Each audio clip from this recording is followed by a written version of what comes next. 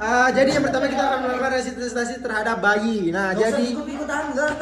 Cepet Oke, banget baik, ngomongnya di sini sampai. kita akan melakukan resusitasi jantung. Salah. Bener, tapi resusitasi jantung neonatus. Iya. Salah. Aku dia baru salah mulu loh. Ya, serius dong, buat pembuatan video Maaf, aja. maaf. Kita lanjutkan ya. Pertama, indikasinya melakukan ini adalah kondisi usia getasi dari bayinya. 6. Dia Kondisi usia generasi. Pura-pura ngomong. Gestasi. itu kan yang salah siapa? Udah. Ya ada intervensi. Balik lagi ke usia getasinya. Di sini dia kondisinya prematur, makanya kita Masukin lakukan subtitle pemeriksaan aja kan. resusitasi. Lalu Bikin saya subtitle juga ya. indikasinya ada kedua tonus otot yang melemah. Lalu juga kondisi yang biasanya bayi Oh iya.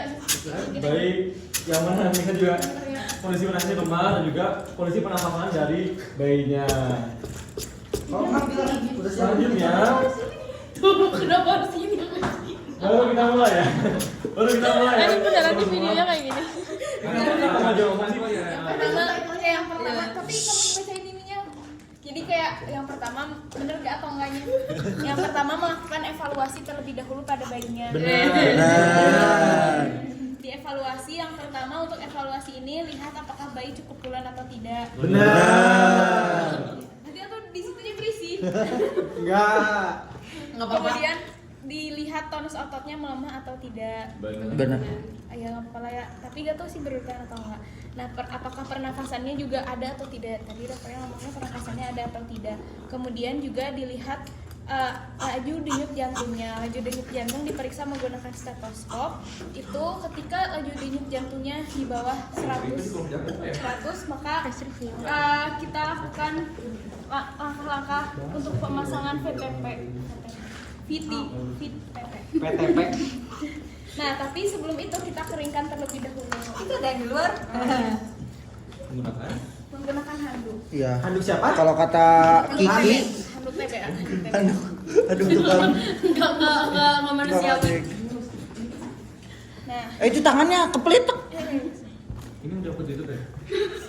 iya dapat setelah itu apa kita YouTube kan tujuh official. mengeringkan terlebih dahulu sambil memeriksa gitu.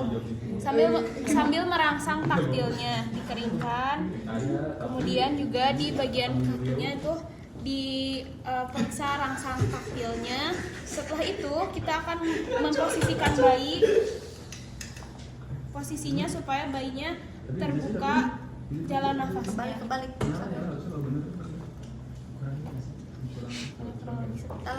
Balik masang. Balik nggak sih dari depan? Di bagian lehernya. Nah, setelah itu kemudian dievaluasi kembali. Posisikan ekstensi. Oh ya, posisikan ekstensi, kemudian dievaluasi kembali untuk pernafasannya ada atau tidak, kemudian laju denyut jantungnya sudah naik atau belum.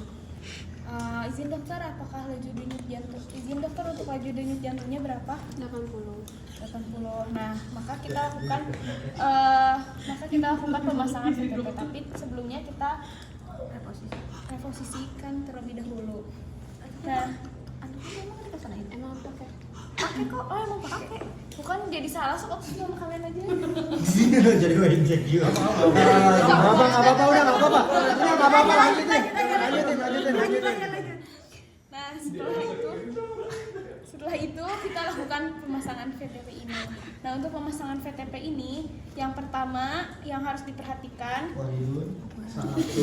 ukurannya itu harus sesuai dengan mulut dan juga hidung bayi, harus menutupi mulut dan hidung bayi.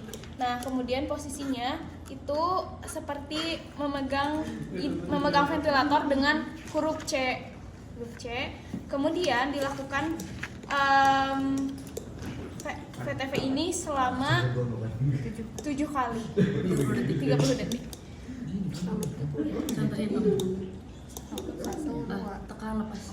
Tekan, lepas satu. Tekan, lepas satu. Lepas 3. Tekan, lepas 4. Tekan, lepas 5. Tekan, lepas 6. Tekan, lepas 7. Nah, setelah itu dievaluasi kembali apakah pernafasannya ada atau tidak, kemudian apakah laju denyut jantungnya sudah lebih dari 60 kali per menit.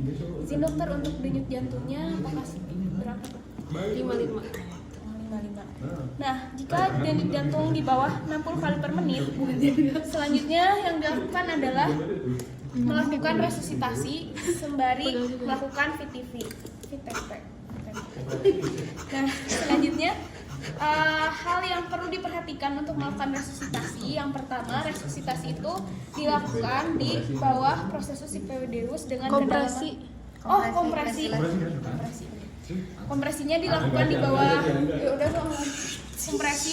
Kompresinya dilakukan di bawah prosesus Siphoideus dengan kedalaman 2,5 cm. Nah, sekarang untuk melakukan ini membutuhkan asisten. Siap dok. Siap. Siap, siap berbuka. Nah, rasionya itu adalah 3:1. Jadi ketika sudah contohnya misalkan ini di sini ya, kukunya tidak boleh panjang. Kalau panjang kayak apa? Kutilan. Kemudian Gini takutnya katus. gini aja. Bisa gini. Oh gini berarti ya? Nom, jelasin bisa gini, bisa gini Satu. gitu. Bisa gini, bisa gini. Iya. Bisa ditumpuk gitu ya. Tangan lainnya di belakang, Iya. di punggung. Di punggung belakang. Ya, Gini. seperti posisi Gini ya? memeluk ya. Iya. Terlalu neken. Kemudian 1, 2, 3. Tuh. 1, Iya, 1, 2, 3, 2, 1, 2, 3, 3, 1, 2, 3, 30.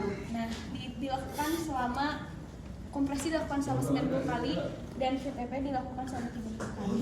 Setelah itu kemudian dievaluasi kembali denyut jantungnya apakah sudah lebih dari 60 kali per menit, dokter?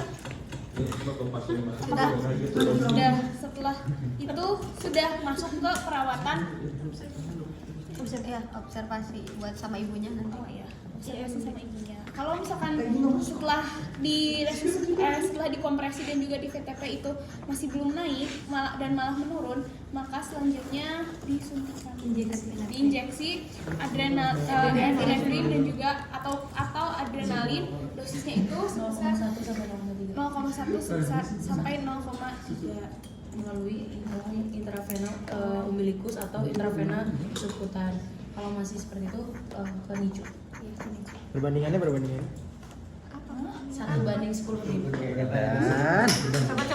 Coba nih video yang kita lihat. kalau misalkan ini tuh dilakukan 2 kali lagi ya? Iya. Ini. Kalau udah 2 kali baru diinjeksi. Asisten. Oh iya. Teriketan. Tadi harusnya dilakukan 2 kali lagi baru diinjeksi.